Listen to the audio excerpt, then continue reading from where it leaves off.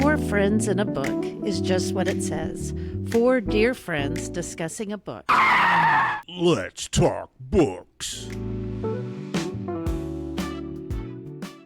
Welcome back, friends, to our lovely, love-filled podcast, Four Friends in a Book. I am filling in for the introducer tonight. The devilish Dr. Smith is a bit under the weather. He's so courageous, so brave. He is joining us, and we are grateful for that, David. Thank you. Hope you get to feeling better, but we're glad you were able to make it in here nonetheless. Yesterday, when we did the introductions, we had movie quotes that went along with our introduction. So if you have anything, feel free to join that in, but don't feel compelled. I would like to say this episode is being brought to you by Patchouli Joe's Books and Indulgences. We are actually recording right here in Patchouli Joe's. Patchouli Joe's is your one-stop shop for all books. If we don't have it, we will order it for you. All bookish items, book-related gifts. Expand your mind and indulge your senses at Patchouli Joe's here in Denton, Texas. You can reach us at patchoulijoesbooks.com on the interwebs. David, are you up to an ad spot? I think this is one you'll have to drop in. I don't think my voice will hold out. We will fill in the ad spot for David and Teresa. But to my left, I am your occasionally humble producer and host. To my Joe Mays, that's my name. To my left is the lovely, inimitable Diane Mays. And I will be hosting this tonight, our discussion tonight. And to my left is the famous Dr. Teresa Sterrett. The anti-famous.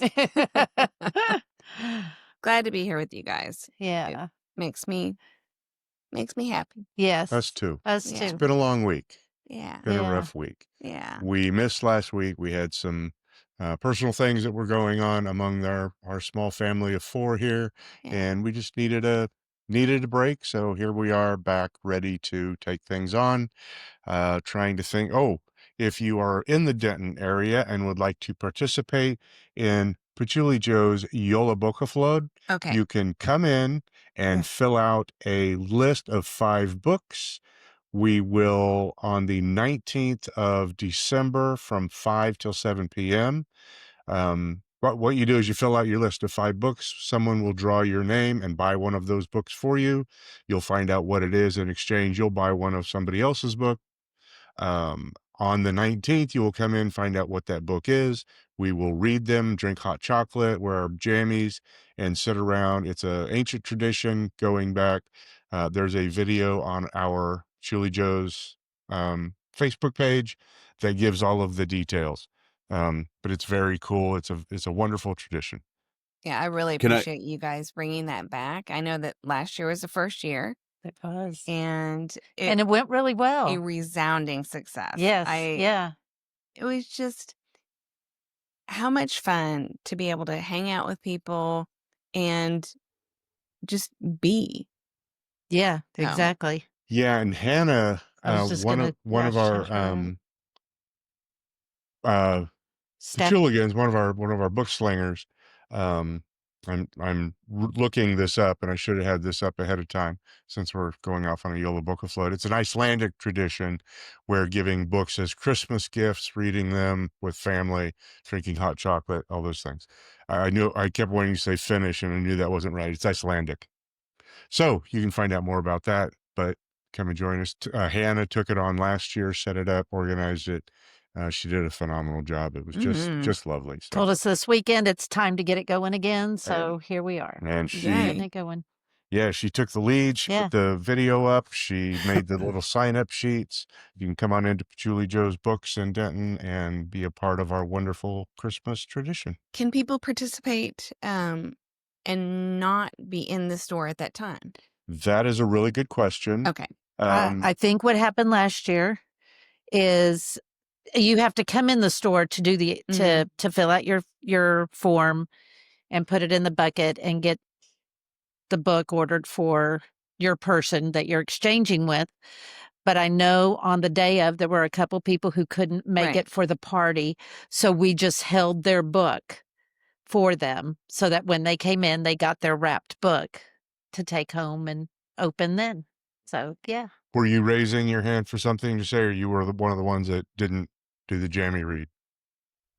So both actually.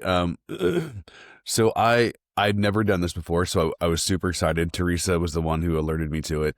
But I want to say we have listeners all over the world as part of our podcast and the Four Friends in a Book. And what an amazing opportunity to say, hey, I may not have been there. I was there in spirit, but I was able to participate in the YOLA Book of Flood. And I actually looked it up while you were talking about it. And there's this beautiful picture of this Iceland. It's like a hand-drawn stick figure, traditional picture. And I think just the idea that we're sharing the world and the love of books with somebody, no matter where they are, I think that'd be a fantastic thing to do. And I know we are all about family and doing it, together and drinking cocoa and you guys wearing your jammies weirdly. But I support online participation too. So I'm just saying. Now that's a great point, and we emphasize family, and this is where the tradition grew from. But there's all different types of families.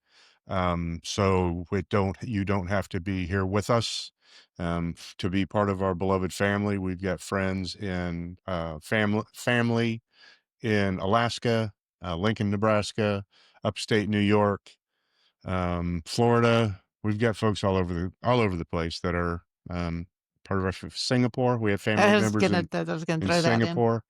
They will be here for They the will be 19th, here for so Christmas. So, maybe we'll have them come Aw, on up. yay! good. Yeah. Anyway, none of that has anything to do with our the book that Diane is going to introduce tonight, but it does have to do with the Four Friends. We proved last week that four is a lovely title, but we're not limited to that. Or we have more friends than we have as many friends as our hearts are willing to welcome in, and so yeah. Yeah. All right. Anything else we need? Any other administrative notes before we launch in and Diane takes us? Time for me to shut up. And away she goes. All right. I'm excited about this. Well, tonight's topic, because it is November, is Indigenous authors. And I have one author that I just love that I'm going to talk about. However, this weekend we had another author who I also love. He is a poet, and he came to do his poetry in our store. Second time he's been here. He does slam poetry, and it is so amazing. You're so connected to him while he's doing his readings, and his name is Joaquin Zihuatanejo. He was the first poet laureate of Dallas. Dallas just started their poet laureate program 2 years ago. 3 now, because I think he's been out for almost, well, it was in April anyway. Yeah. Couple years, 2-3 years ago. So he was the inaugural poet laureate. Totally worth it. So he came, and I wanted to do a shout out for his book, Occupy Whiteness. Just amazing. You may, just because of the way the video is going to crop, you may want to hold that center on you, because that's where the audio is going to go. Yeah. Okay. So wonderful gentleman. The reason that I am bringing him up is he is working on a new book, and he is a poet, like I said, and his new book is poetry. It is going to be trilingual. It is going to be in English and in Spanish, which is his native language, and in the native language of Nahuatl. Thank you. I couldn't remember. Mexico, an indigenous language. He said, which had not dawned on me, Spanish is not their first language. Mm-hmm. The Spaniards came over and conquered Mexico and took away the indigenous language. I think it's Nahuatl. I said Nahuatl. Nahuatl. That sounds, yeah. And so it's going to be a Nahuatl also. So it's taken them a while to find a Nahuatl translator. And they have one now, and they're working on it. So I believe he said next September. Mm-hmm. Is when his next book is going to come out that's trilingual. which amazing. And I thought, oh my gosh, this fits with what we're Right. talking about today. But there are indigenous people all over the world who were conquered and their languages changed and their way of life changed. So I've just found that very interesting. Yeah, real quick about Joaquin. Yeah, completely lost. Oh, his new book. He's a world class. He's won the World Slam Poetry competition a couple of times.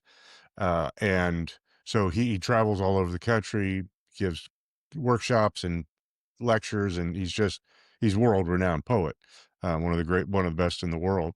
And he's such a humble, gentle human, one of the kindest people I've ever met. And as he was sitting here last night signing the last of the couple of books we had left, um, I told him, we'll just be in touch about his new book, and we'll do a release promo and the whole thing. And he said, well, would it be okay if I came back for the release? You have no idea when he comes in, the entire energy of the store changes. This guy's a world caliber, world champion poet, and he's asking if he can come to our silly little store. So if you're watching this, Joaquin, yes, you may come to our silly little store anytime you like. Absolutely. All right. So now switching to, and I will start with who my favorite indigenous author is at the moment, and that is Tommy Orange. If you have not read Tommy Orange, I highly suggest you give him a try. May not be your thing. The stories are not easy reading, and I think that's what gets to some people and it's because they're based on truth of what really happened to his family, or to families like his. They're not based on his families he created, but it's what has happened in his ancestry. So Tommy Orange, let's see. Oh, sorry. Tommy Orange was born in 1982. He is from Oakland, California. His first book was There, and was a finalist for the 2019 Pulitzer Prize for Fiction. But it received the 2009 American Book Award. And Orange was awarded the MacArthur Foundation Fellowship in 2025. He is a citizen of Cheyenne and Arapaho tribes of Oklahoma. He earned a master's degree in fine arts from the Institute of American Indian Arts. He was born and raised in Diamond District of Oakland, California, and resides there. Before reading his books, the first book I read was Wandering Stars. Now, it came after There. There was the first one. So as soon as I finished Wandering Stars, as quick as I could, I got There so I could read it too, because I wasn't ready to be through reading about his characters. But I did not realize there had been a progression of Native people to Oakland, California, that there's a large Native population in Oakland, California. I had no idea. I didn't know about the taking over of Alcatraz. And I feel like that's history I should have been taught, and I wasn't. That's Native land, and at one point, a Native community took over Alcatraz, and they were, starved out of there, and had to leave. But so much history in these books. So the first book, the debut novel, is There, and it is about the struggles of, both books are about the trauma that is passed down, generational trauma passed down. There takes, the family is more modern time. And you kind of go back in history some, but he does a better job of that in Wandering Stars, where he goes back to I'm sorry, I'm kind of confusing the two, but it's because I really feel like they're so connected, the families. Let me see if I can get my brain back on track. So the characters struggle with a wide array of challenges, ranging from depression and alcoholism to unemployment, fetal alcohol syndrome, and the challenges with living ambiguously non-white in an ethnic identity in the United States. And in There, we are working towards a powwow where these boys are headed to be in a powwow, and we know something is going to happen at this powwow. I have a question. I'm sorry to interrupt. You Okay. said ambiguously non-white. Is that what you said? Yes. So they are sometimes mistaken for Hispanic. Gotcha. Okay. They're people know they're not white, but not sure what they are. They're not sure what they are. Some of these characters were not taught the history of their people. There are two aunts in this story taking care of these boys. One aunt is very involved in the, I can't remember what they're called, but where they go to meetings and they learn about the history and they try to keep the culture alive of the Native people. Another aunt wants to be known as not Indian, not Native. She wants to just pass as white because life is easier that way. There were so many things against them. So, yeah. So there's the trauma and you work your way through it and they're there. Well, in Wandering Stars, his second book, he takes the legacies of the Sand Creek massacre that happened in 1864. And I've listened to this book twice. I listened to audiobooks. And so it just the fact that this community was massacred in Sand Creek, which is a true story, truly happened. And he has two boys escape from there. And we followed their lives. Well, really one of them. We follow his life as he then gets put on a train and taken to the schools in St. Augustine, Florida. True schools that were there to assimilate these children into white children, kind of Forcibly and often violently is. Oh, yeah. And they held on to them being Native children and they had them draw pictures. And then the white community would come over to buy their art. So they were put on display and at the same time being assimilated into how they should act. And you meet the man in charge of the school who, in his mind, he's doing a good thing because he's trying to help these children survive and not be victims out in the world, but he's doing it negatively. So so again, hard reading, but the way Tommy Orange creates the characters, it's amazing. And you feel like you're a part of it and you want to know what's happening in the story. And of course, in Wandering Stars, he also throws in alcoholism and drug abuse and anyway, and you go through, it's not considered historical fiction because it takes you historically back, which to me is historical fiction, but you end up in modern times.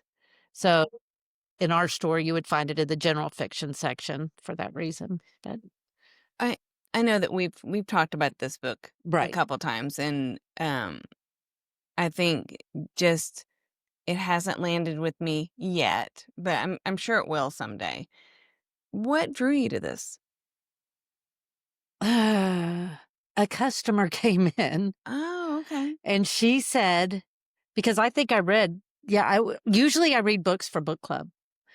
So if the book club says to read them, I read the book. And this wasn't wasn't one of them. A customer came in and she bought Wandering Stars, and she said, I have just been waiting so long for Wandering Stars to be out. I can't wait to read it. So I thought, okay, well, let me look at it. So I looked at what it was about, and I thought, this sounds like something I'd really like.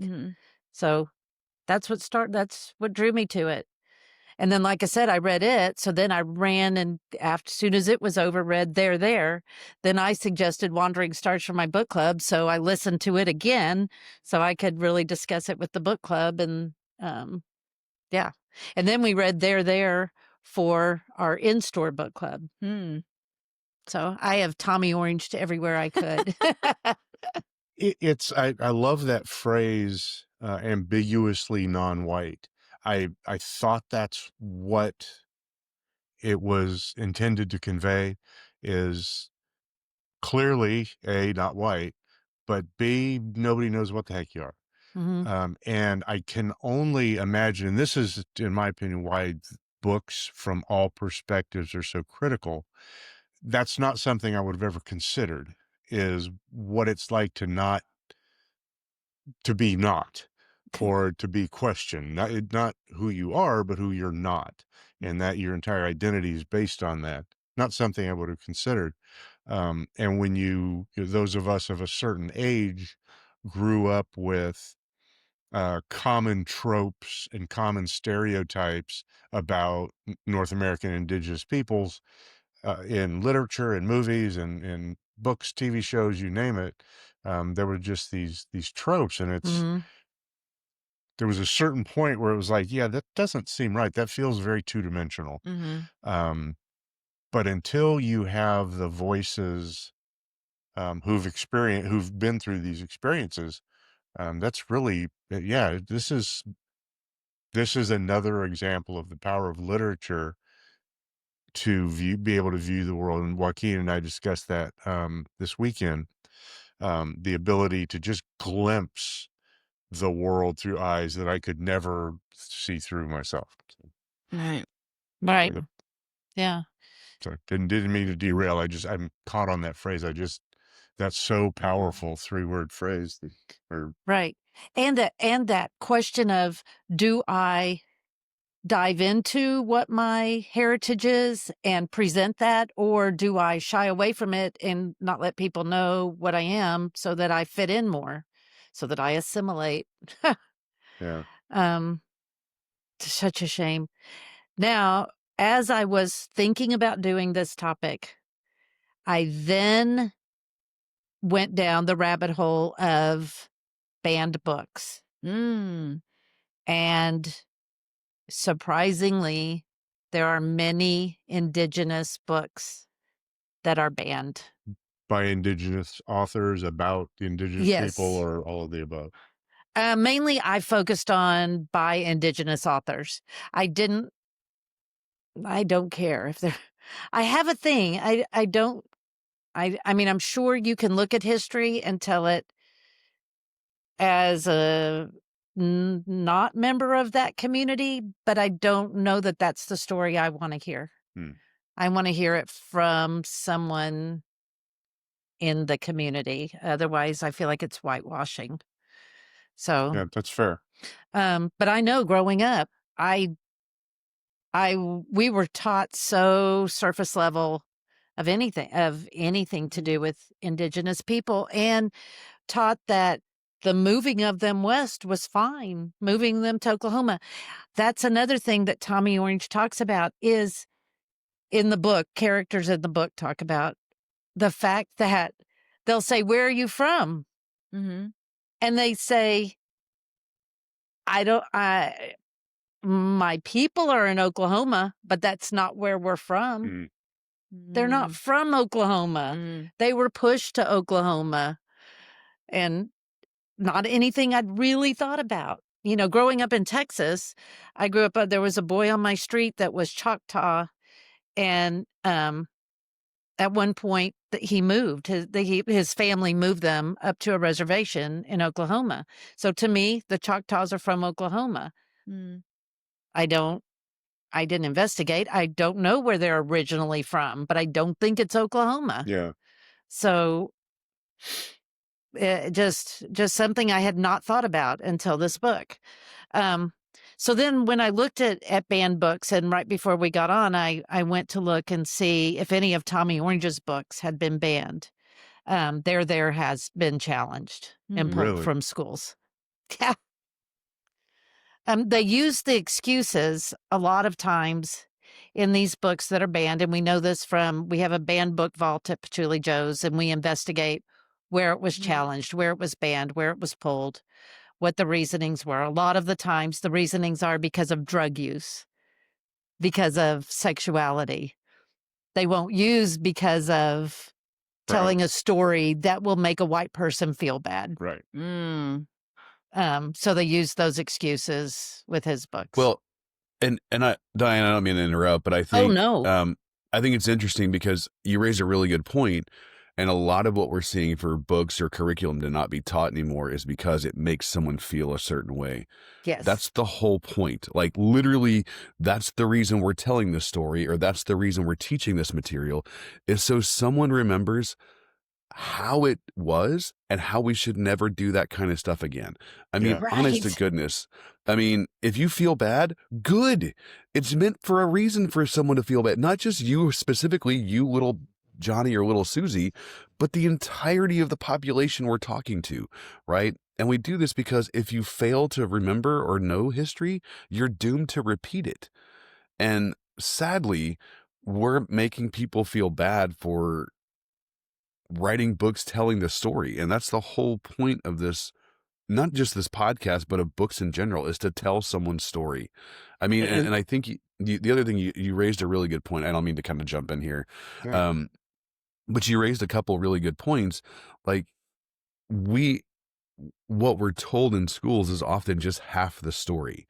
And so when you started talking about St. Augustine from Tommy Orange's books, I was like, wait a minute. Having grown up part of my life in Florida, what a disaster that was.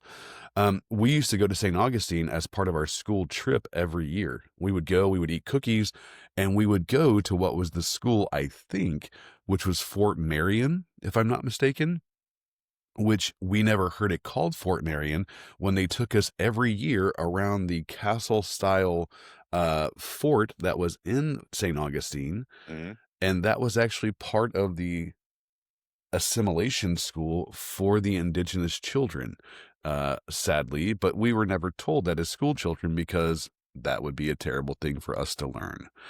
So shameful in the fact that we were not taught that. Right. So Yeah. that's all I've got, and that's all my voice will hold out for. have to regroup to come back in. Yeah, I was going to say something about the telling of stories that make you uncomfortable. Tommy Orange did not. I don't know Tommy Orange. I'm making some assumptions, but this goes to Maya Angelou and all of the other banned books that cause people to be uncomfortable. Um, they're not telling these stories to make someone uncomfortable.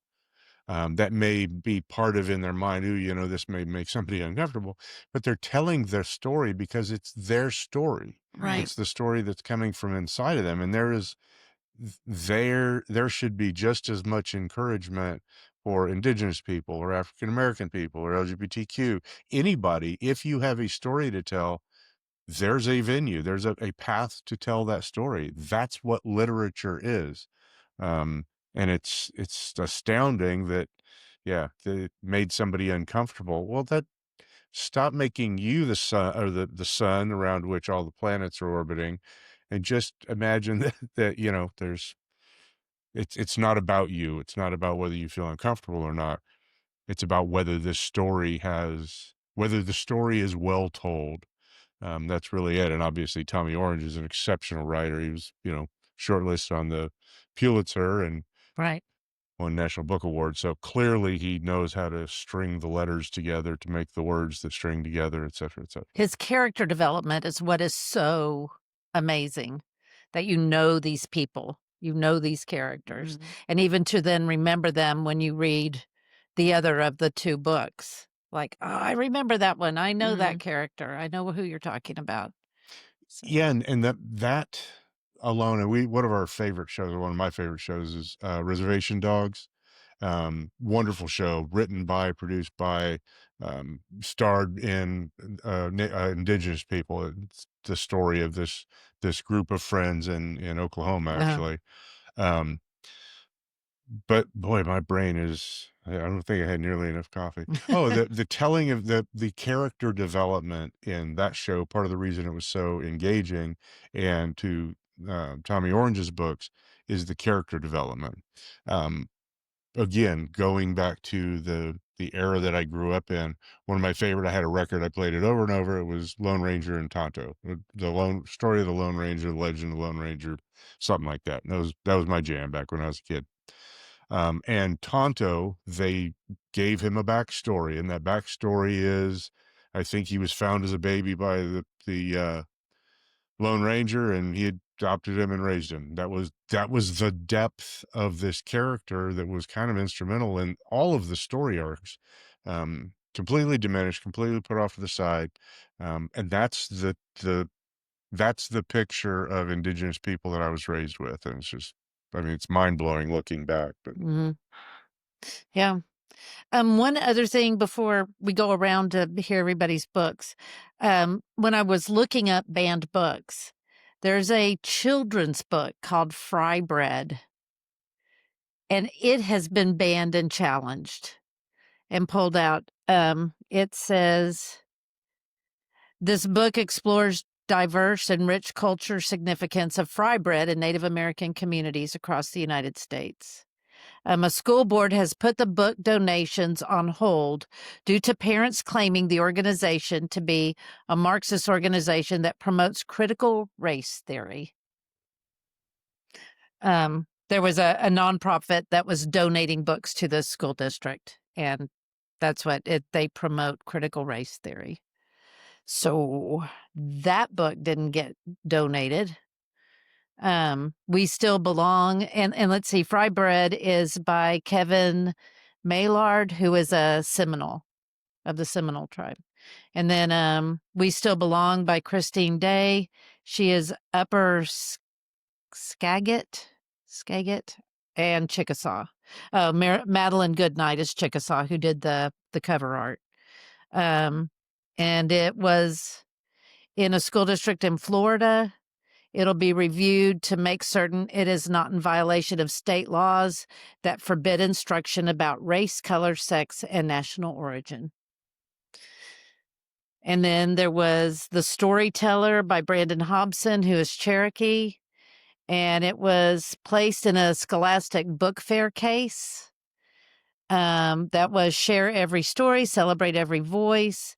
And in August, librarians began sharing their experience with Scholastic Book Fair reps who told them they could opt out of that case and not have that book in their Scholastic Book Fair if it was too controversial.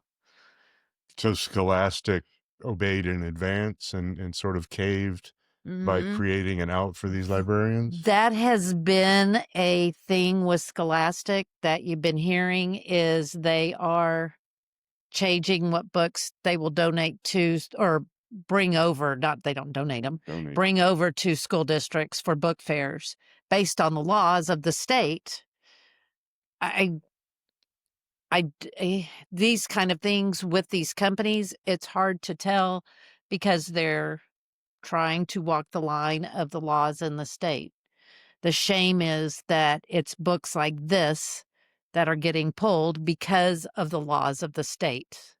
So I blame the states more than I blame Scholastic on this. And what's really sad is all you have these kids who are searching for a belonging or a place, and what we see, I mean, from the standpoint of politics, not to get all political in the book series, but we are more likely to vote and participate when we see somebody like ourselves running for office. Students, in my perception, are more likely to read when they find a book that they identify with because of the pictures, because of the story, because of the language. And so if that's the case, I mean, who the hell is it hurting? Right. I mean, honest to goodness. And in Texas, we just passed a constitutional amendment that says the parents have the final say. So if the parents are okay with it, they want their child to learn about themselves and their heritage and their identity, then Scholastic needs to sell the damn books. And I get what Scholastic is doing. They're protecting their shareholders. But honestly, if you can't lose yourself and find a bit of mystery and identity about you in a book, I mean, where else are you going to find it? I mean, I know where else you're going to find it, but I mean, come on. Right. Exactly. Now I'm just being preachy and I'm going to cough. So I'm out. No, I I'm appreciate the preaching. I'm with you, and unfortunately, the confluence of politics and books is particularly alive and well in the state of Texas, as Diane and I know firsthand. But yeah, I mean, I don't like romance generally. So the way that I approach that is I don't read romance. I can choose not to do that, America. Right. So I just am, yeah, I'm astounded, and I was raised in the 60s and 70s, and my parents had the last word, just like I think every other child that's ever been raised by parents in the world, unless you were raised by wolves. I'm not really sure how that culture operates, but um, all of the people I've ever met, their parents had the last word on whether they read a book, whether they went to a party, whether they, whatever. I'm just astounded by that. The politics, the coming together of politics and books is just, yeah, I don't get it. Well, it just feels so obvious. I Yeah. mean, it's like, yes. We had conversations with the kids as they grew up and made choices about what to read and what not to read. I don't know. Have a talk with your children. Right. And yeah, I was happy when my children picked up a book to read. Right. And Like, if that's going to interest you, then let's do it. absolutely. Yeah. And I never, and I try not to speak in absolutes, but I never told them that they could not read something. I'm with you. Yeah. And I read I and I discern. scheduled their computer time, their phone time, but never their reading time. Right. And to think that you're getting something worse from a book, it's insane. Right. I don't know. I don't know who we're arguing with, but we're arguing. Well, I think, yeah, and this is part of, I think, a good podcast should be a conversation.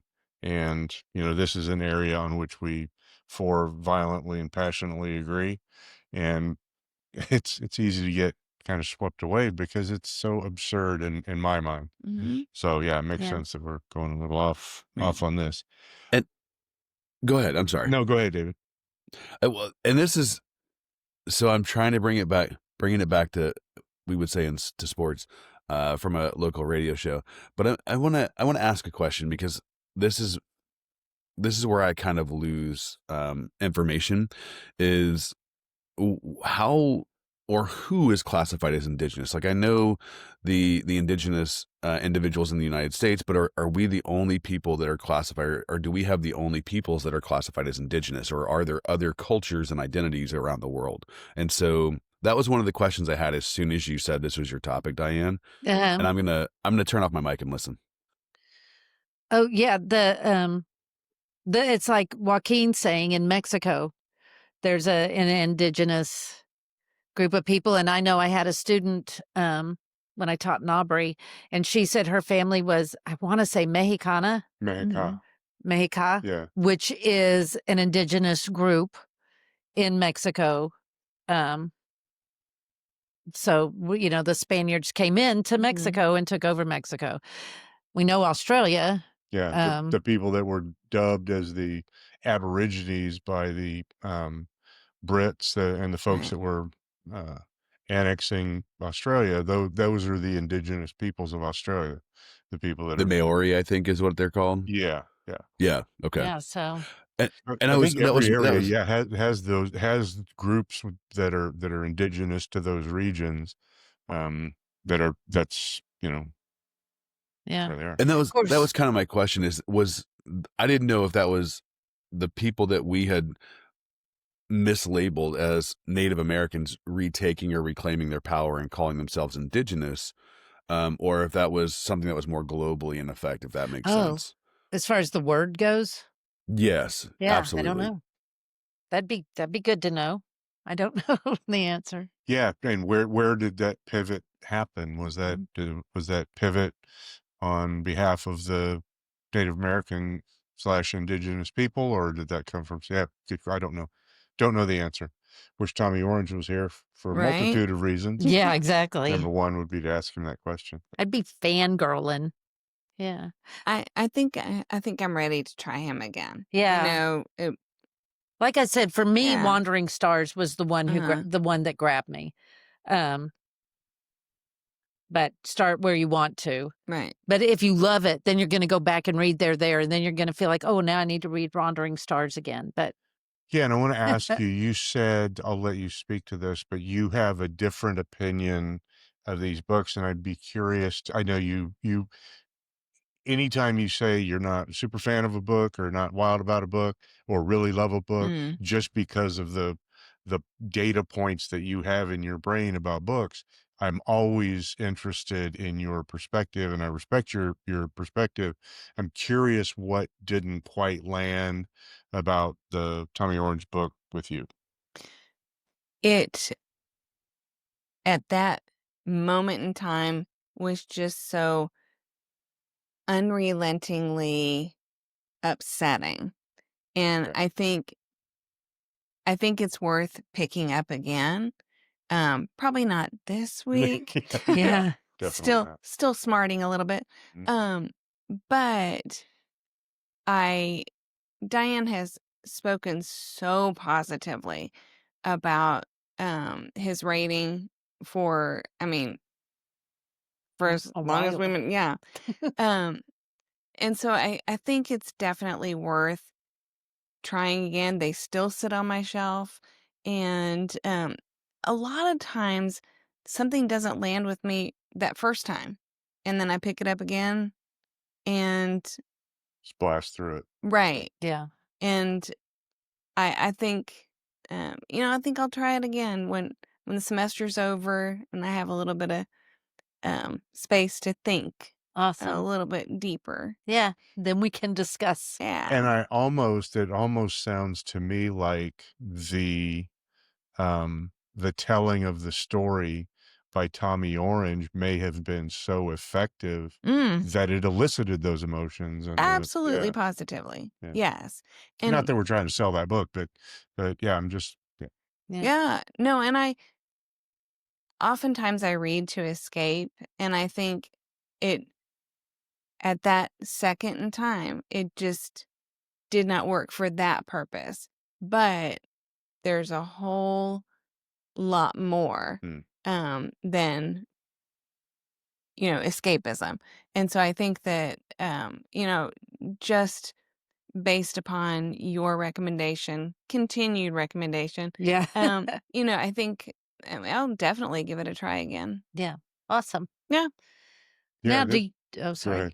Oh, no, because I'm going to get off of this. Yeah, And go ahead. Yeah. I was just going to say, do you guys have books that you read that you want to talk about? Yes, I read The Firekeeper's Daughter, and it was, let's see, written by Booley, and I'm probably saying it incorrectly. I've had this on my shelf for a really long time, and what made me not pick it up was it's also YA. Mm-hmm. And that, for me, I hesitate to read YA, but it was a great book, and it was very well Awesome. done. It was comprehensive, and I my question really to my bookseller friends, what makes a YA book? Because there were some Yeah. themes in this that It's supposed to be if if the main character is in the YA range, in the like high school, if it's a high school age to early 20s, that's considered YA. So not all YA is for middle school. Right. Some is for older high school. Mm-hmm. And just so you know, I have a poster of challenged and banned books. Firekeeper's Daughter is on it. I'm not surprised at all. Yeah. It was a very well done book, and it has expanded my thinking about what YA is, because it was a Reese YA pick, believe it or not. Going On back the to our Reese book list, list, yeah. But it was a very good book. Good. Yeah, I know we've sold a lot of it. Yeah. What about The Night Watchman? Is that on the banned list by Louise Erdrich? Not on this one, but hold on. Okay. I'm on a website for banned books. Did she also write The Sentence? Probably. She's Okay. written like 6. Okay. She's written a bunch. I think it's in one of the books. I think it's in Wandering Stars, where Tommy Orange mentions her because she was the only author that they knew Yeah. that was Oh, native. wow. So yeah. I think he may have said it in an interview that's one of the things, like, I know this voice needs to be out there. You know, we need more people. Yeah, that was a story that was inspired. It's a novel. It's a fiction novel, but it was inspired by the battle of her grandfather and his friends, his peers. They were members of the Turtle Mountain Reservation, and they were resisting the Indian termination policies of the 40s and 50s, and that's what this book was about. So it was very, very much and very directly taking on the indigenous people experience in America, in the United States in the 20th century, not, way back in the in the way back times. This was, less than 100 years ago. This is going on in the United States. My parents were both alive during this period. So that's what made me wonder if it was a challenged book, because again, that would make people feel uncomfortable. This is going on shortly after the Holocaust, shortly after the Japanese internment camps. They're still forcing indigenous native people who are native to this space. Just like we won, we're more powerful, therefore you have to do what we say. Anyway. So Yeah, she's written a bunch of books. She's a citizen of the Turtle Mountain Band of Chippewa Indians of North Dakota. They are federally recognized Ojibwe people. And what was the book you were asking about, Teresa? The Sentence. For some reason, I was thinking she wrote that, but I could be completely wrong. Yeah, I'm checking her books now. Yeah, I don't see it. Oh, yeah, The Sentence. Oh, yeah, okay. actually, The Sentence came out right after The Night Watch. Gotcha. Yeah, it was her very next book. Okay. Anyway. So I was trying to look and see if she's been banned, but I can't imagine not. Back to the topic at hand for Firekeeper's Daughter, there are so many so many reasons why I can see somebody who is a sensitive soul advocating for banning it. I of course don't agree with that. Right. But there were themes of drug abuse. Which book, sorry? Firekeeper's Daughter. Oh, But it was so well done. Right. It was just so well done. Yeah. And the argument is, especially with young adult, it's happening. These kids need to be reading these books to see how it gets better or how bad it can get, or when there's sexual abuse in a book. Right. Oh my God, this has happened to me. Why, to not be able, again, just like with Native authors, to not be able to see yourself in a book is awful. And to David's point from earlier, those who forget the past are condemned to repeat it, or whatever the exact quote is.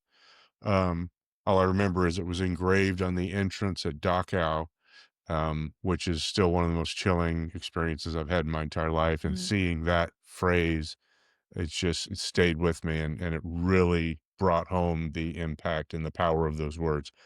Um, but for a young adult in particular, to read that these are the kinds of things that could happen or have happened, Right. and spur an interest in researching. Did this really happen? What did this look? Oh my God, this is horrible. We can never do that again. We're treating people, blah, blah, blah. That's part of intercepting that cycle of abuse or cycle of maltreatment of our fellow human beings, is letting the children learning about how this is, not just children, but adults, letting Right. people see, hey, this is a thing that happened, and this is the unfiltered truth about it. And oftentimes that's ugly and triggering and all those other things. Um, but yeah, how else are we going to grow as a people? Right. I'm looking to see, Sorry, I'm yeah, just about seeing it. your note, David. Yeah, so I posted so when Diane was talking about the fry bread story, I was like, "Oh my gosh, I just read an article about indigenous people and fry bread." And so I went digging for it because, of course, I mean, now that I'm sick, I want to, I mean, look at me, I want to eat clearly, but I'm also like, something sounds really delicious about this. And so I remembered the story I read, and it was somebody from, and let me pull it back up. It was a man from, the Appalachian Foods and Recipes, and it's all about traditional foods for the family of Appalachia. And this guy talked about how his grandfather, who was indigenous, and he is uh, a blend from his paternal side of the family of Cherokee, Choctaw, and Chickasaw. And they passed down this recipe for fry bread from the Cherokee peoples, and it was called gadu. And I'm hoping I'm saying that somewhat correct, which is Cherokee for bread. And it's a super simple recipe. And I was like, my gosh, this would be such a great way to, if you ever have the opportunity to have that book in the vault, which I love, to have this recipe sitting next to it. And, maybe even having a sample that people could try and say, here's what it would be, if it Yeah. were to be produced or made. So I thought that was just super interesting. And I was like, I want to share this. So there you go. Yeah, Diane and I are getting ready to go on our annual pilgrimage out west to see family. And we travel across Interstate 40 through northern New Mexico, northern Arizona, into Nevada. And there are stops along the way to stop and get fry bread. That's a very common thing. And every time we drive by, it's like, I gotta try that. I gotta We've try got to. Maybe Yeah. this time. Maybe this trip will stop. Yeah. Oh, Stop you up on- need to Yeah. for sure. I didn't even know that book was banned. Like we have not had that in the vault, but it's one we'll put in the vault now because I had no idea till I was doing the research for tonight. So And again, our intent isn't to sell the book or to save the book or anything else. Our primary fundamental point here is to get the most amount of information about the world into as many hands as possible. All right, start Uh, that conversation. Yeah, absolutely. and to say, yeah, look, this is really happening. And it used to be people would come in and say, "Oh, books aren't banned. There's no book banning happening." So we were careful to put challenged. Like, yeah, no, we can still sell them, but they're challenged right now. We can still sell them. The state has tried to make that not happen. Mhm. But we can still sell them now. But they're pulled out of schools. They're pulled out of public libraries. Right. That's banning a book Eh, if it's not providing access to people for it. And I'll tell you, having listened to, we do poetry night, and poetry in my mind is a very, it's easy to be a poet. It's extraordinarily difficult to be a good poet. And to be a great poet is a whole nother thing. I think it takes a special person, but there's a rawness and a realness that comes from good poetry. And Joaquin, and one night we have First Friday poetry here at the store. We had 3 young women. One was Asian, one was African American, one was Hispanic, Latina, and they each had experiences about the pandemic when they were, everybody was sort of quarantined and such. And hearing their perspectives really is a kind of a landmark. It was like, this is what it means, what I mean when I say getting to see the world through eyes that I could never have. Joaquin, when he does poetry, he is so good and he has such a gentle, kind spirit. Some of his poetry, as a I can see how it would make somebody uncomfortable because he's telling truths about his experience and they're very different than mine. Mhm. And it's like, whoa, that hurts a little bit. That stings, Yeah. but I bet it doesn't sting nearly as much as having lived through it. He's got one called Signs, where he's traveled to Portland and he's traveling all over Portland. He's got all these books from all these bookstores, and there's signs everywhere, Black Lives Matter and love is love and all the signs about all the equality. And after was a couple of days, he started looking back and he said, I've not seen any brown people here in Portland. Mm. He said it's the most welcoming place. And he went through and looked at the population breakdown demographics, and it was like 74% white, blah, blah, blah. Nowhere on the list, there was Asians, African Americans. Nowhere on the list was Hispanic, but there was an other, 1% other. And that was what this poem was about. And as a white person, Mm. it was like, ooh, that stings a little bit, Yeah. as a person who purports and claims to be welcoming and loving and embracing of all cultures, to be hearing about a town, an entire city that is like that. But are they really? I mean, if there's no brown people around Right. there, it's a little uncomfortable, a little awkward. It's easy to be welcoming. Yeah, it's easy. When- Yeah, when there's nobody to welcome. yeah. Yeah, I but mean, I it's don't think that's their intent. but the point is that it's uncomfortable, and that's good. Right. That Mhm. makes me say, okay, I'd like to think that I'm welcoming and embrace all cultures and all people. Do I? Do I put Right. off that vibe? Do I actively reach out? Or am I just sitting over here on my little porcelain throne talking about what a great person I am, So anyway, I get why it makes people uncomfortable Mhm. when you start talking about sensitive topics like this, or not even sensitive, but someone else's perspective. Right. That's it. That's all it is. Yeah, it's just, yep. It's that simple that it's someone else's perspective, and that's And okay. I think Absolutely. it I'm sorry. absolutely is okay. No. I apologize. I didn't mean to jump in. I do want to say it's interesting is as we see, so in politics, we call it hegemons, right? And so you have a hegemonic society where they are the dominant actor, they're the economic or military or other force in the world.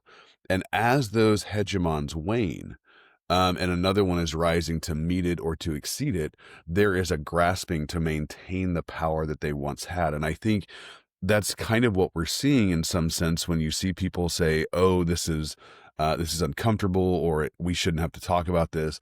It's as we see the population shift occurring, where we are no longer the dominant culture or identity or ethnicity in the region or the area. That's when you start to see people grabbing at maintaining their established or dominant power, and I think that's a real shame because they're not trying to usurp you and take away what you have.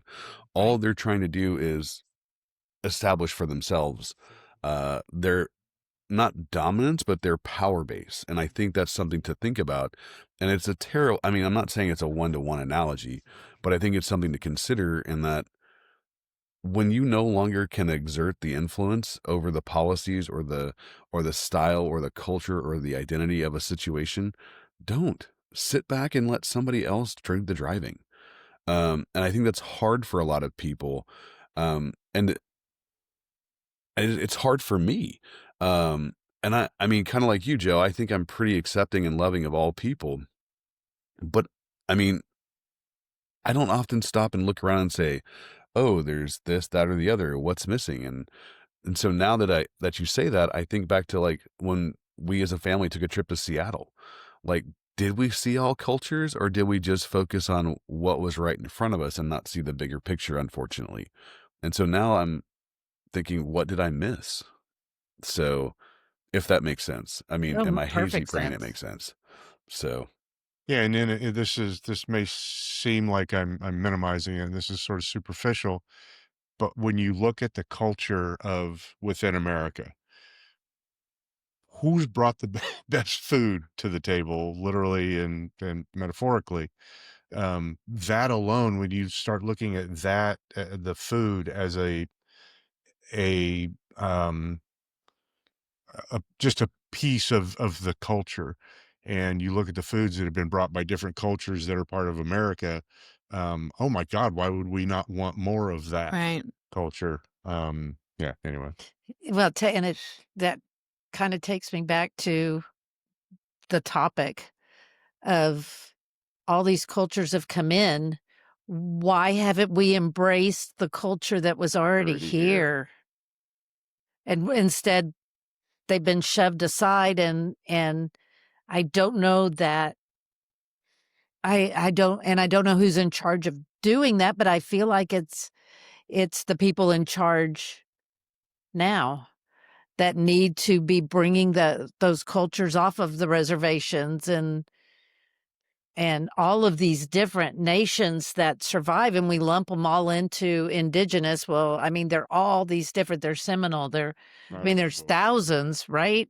Uh, of Hundreds. I don't know how many different yeah. groups of indigenous. Yeah, I should have looked that up. Sorry, didn't. But yeah, there's so many, Yeah. and why have I not eaten fry bread before now? yeah. And it's interesting as I look at the recipe for fry bread, and you look at sort of the um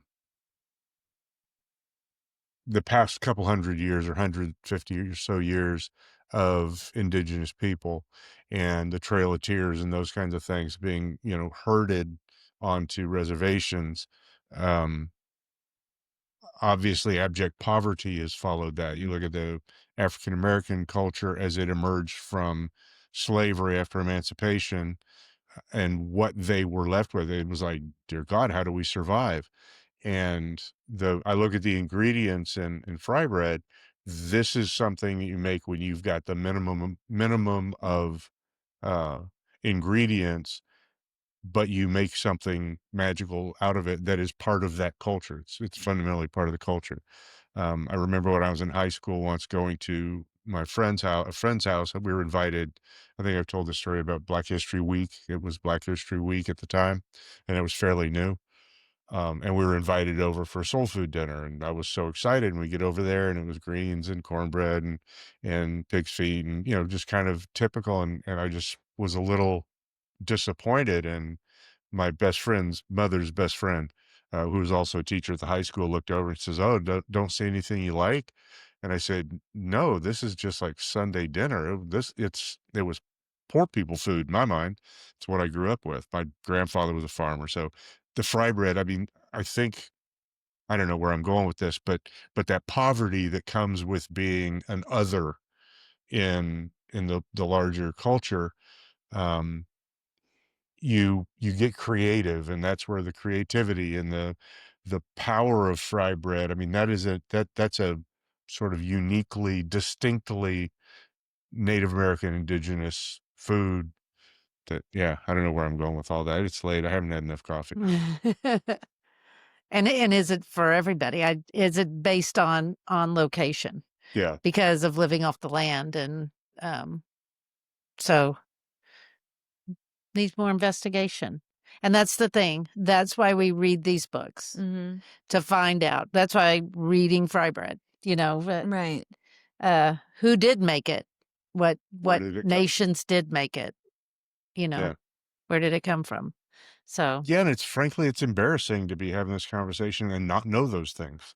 Yeah. I mean, but that's kind of the positive that comes out of it, is that acknowledgement of, I don't know all there is to know. Um, but there's power in that, because then that opens the door to learn some things I didn't know before. Mm-hmm. Anyway. right. That's the point. That's all I got. Teresa, you're very quiet. I know you've had a really, really rough week. Really glad you're here. Glad you I'm- showed up. David, I'm glad you pulled yourself from the sick bed. Sick bed. Glad to be here with you guys. It's I was also I was glad to pull that book off my shelf and finally read it because it's been sitting there. And I hope that other people will find it to be as engaging as I did. I mean, it was just so immersive and so See, I kind of want to read it now. yeah, highly recommend it. Yeah. Sounds good. Good book. We have a lot of miles to travel, so That could be one. we're going to be doing some recording while we're driving safely, of course. Diane will be handling all the equipment. Another book that I was told was really good is Braiding Sweetgrass. Oh, I don't know that. It is a nonfiction, but apparently it's about living off the land and things that are good for you from the land. But it's infused with stories. Oh. I met with one of my old student teachers yesterday, and we had a lovely visit. And she was telling me what a great book it was. But it has it's indigenous stories going along with how to live off the land and what's good for your soul and your spirit, and yeah. Written by Robin Wall Kimmerer. Yes. Yep. Yeah. All So there you right. go. Well, our next week, I have moved the mark on this one a little bit, but thriller, legal thriller, thrillery. I love a good legal thriller. Yeah. Yeah, and it's because of an arc that I'm reading, and it just sucked me in. And I'm really excited to see how it all pans out. Awesome. Looking forward to it. So asking for your husband. So yeah. does it have to be a legal thriller or can it just be a thriller? It can be a thriller. I mean, if it's legal thriller, I mean, that's cool. But I just want to make sure I'm clear on the book choice because I did choose one for this week. I failed in my ability to read it. Not that I did not finish it. You've I been didn't even start it. sick. Yeah. So I wasn't sick the first week. I just I kind of booked out.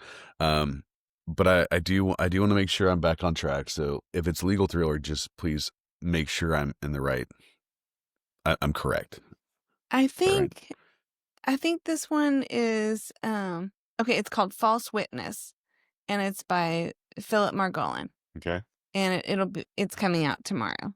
Oh, cool. So I have to hurriedly finish it. Yeah. Nice. Sorry, what was the title of the book? It's called False Witness. False Witness.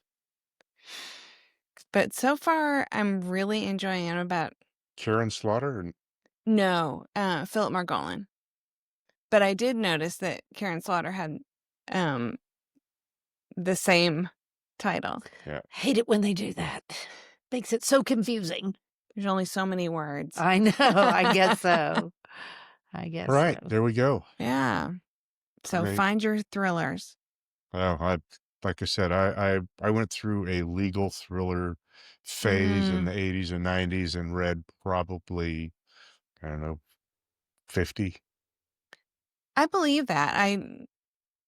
That seems to be something that you would enjoy. Yeah, I love legal thrillers. Of course, one of my all-time favorite books is a book by Scott Turow that's a nonfiction called 1L about his first year at Harvard Law School. I remember you talking about that. Spectacular book. I was pre-law undergrad, planned to go to law school. Haven't ruled it out yet. May someday get there. There's always time. That's right. Anyway, well, that sounds like a great topic to look forward to. Not sure exactly the date. We obviously missed last week. There were life things happening. But we will be coming back. Again, Diane and I are going to be on the road. I think we're probably going to record on, what did we say, Tuesday? Yes. So record Tuesday. Should be able to get it posted out right away, maybe Tuesday night, more probably Wednesday morning. We'll be on West Coast time. Yeah, we'll be in Las Vegas on our way, spending time with mom and my sister and other family in Las Vegas. And then we are heading to California to see the new The grandbaby. babies. So fun. Yeah. Gonna dance in the park with Mila and give Noah big hugs. Mm. Yep. All So right. Thank you, just Diane. right before we cut out, are we going to record for Thanksgiving? Because I think we owe the world, our listeners, a turkey book club. I mean, honestly, Let's Yeah? see. That would be. I think that's your choice. Me? Yeah, Or Doug? I'm I doing. think it's Joe's choice. Yeah, No. I'm doing Maya? the next one, and then you're doing the next one. A turkey book. All right. I think we Oh, I don't want to say turkey. Like, I'm not speaking. I'm just saying a turkey book club gathering or Oh, four gotcha. friends in a book. So Yeah. we will be traveling Monday, Tuesday, Wednesday of that week. Oh, that's true. But we will by then have worked out the bugs and how to record while mobile. One of us will be driving, of course, so there will be less participation. Thanksgiving Day, yeah, let us chew on that, metaphorically speaking, no pun intended. Ba-dum-bum. Maybe from the truck. Maybe from the truck. Yeah. We'll make it happen. We may be having Thanksgiving dinner at Windstar. We're not really sure what Thanksgiving is going to look like. Yeah. Or as I discovered in 2017, we get to do on Thanksgiving this year, we're going to do whatever the hell we want to. There you go. So, Yep. Diane, great topic. Yeah, I love very that we're good. Thank kicking off you. November Mhm. with this. Raised a lot more questions than I know. yeah, Yeah. raised a lot of That's questions. good though. That's what it Yeah. should do. I know. I'm gonna research fry bread, and I'm gonna pull that book off the shelf once the dust Awesome. settles a little bit. Which one do you have? I have both Oh, Tommy Orange books. like I said, Wandering Stars was the one that was like, Yeah. so I don't feel like I they think have I to be will. read in order. I think I'll follow Teresa along with this. After she reads them, I'll read them. Awesome. So yeah. Yeah. Sounds good. All right. Then it's my Yay. turn. Yes. Well, friends, glad you're here. Yeah. Me David, too. glad to see you made it up. I hope you get to feeling better. And yeah, you are, as always, it's wonderful to be spending time with Yeah. you Yes. friends. Yeah. Good to be All here. right. Thanks. Thanks. Yeah. Thanks, everybody. Thanks for listening and watching. And yeah, we'll see you next week at Four Friends in a Book. Peace. Peace.